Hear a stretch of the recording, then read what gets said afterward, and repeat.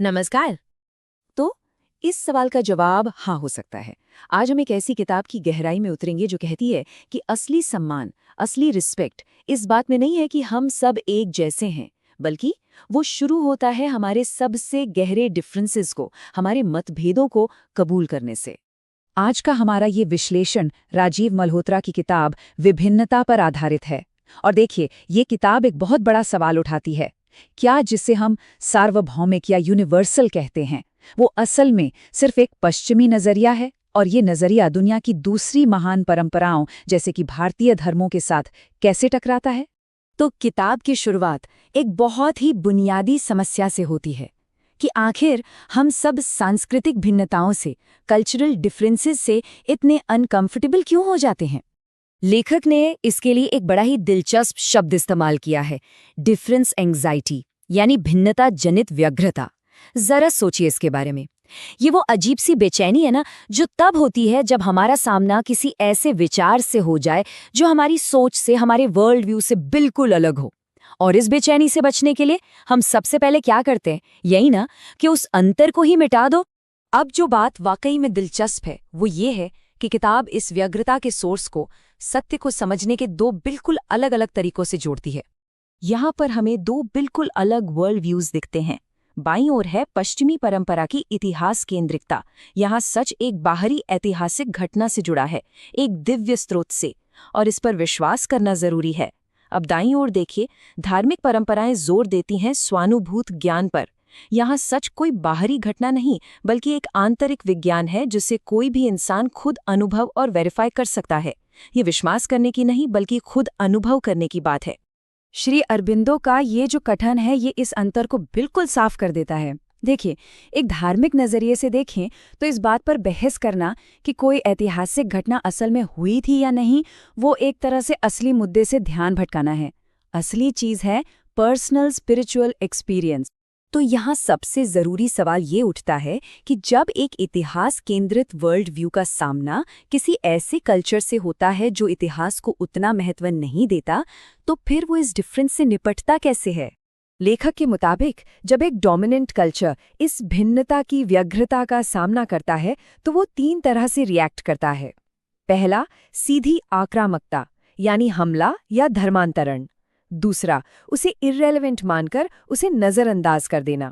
और तीसरा, एक ऐसी स्ट्रैटेजी जो शायद सबसे ज्यादा खतरनाक है क्योंकि वो आसानी से दिखाई नहीं देती, उसे पचा जाना। और यहीं पर हमें किताब का सबसे उत्तेजक दावा देखने को मिलता है। ये जो सांस्कृतिक रूप से पचा जाने का कॉन्सेप्ट है, ये क्या है? तो आखिर ये पचा जाना है क्या चीज? इसको ऐसे समझते हैं जैसे योग को लीजिए।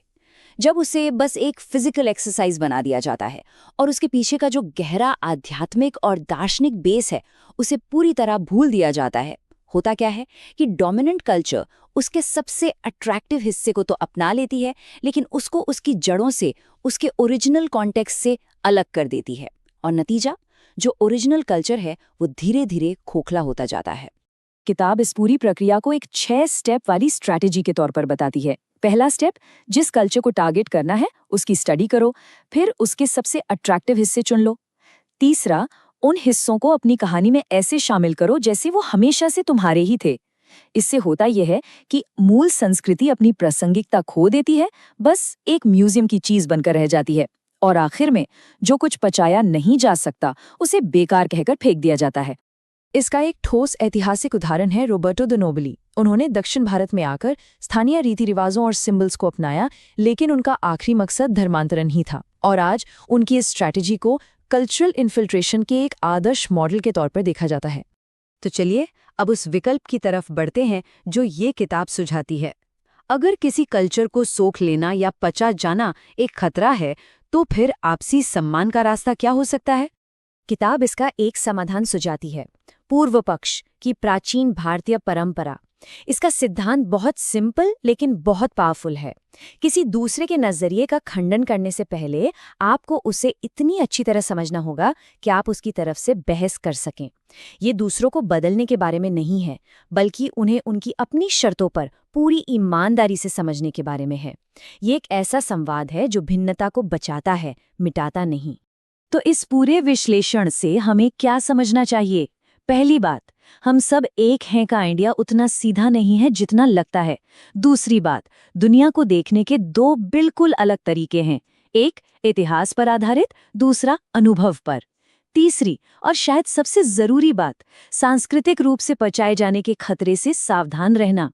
और आखिर में एक ऐसा संवाद मुमकिन है जो हमारे मतभेदों का जश्न मनाए, उन्हें मिटाए नहीं।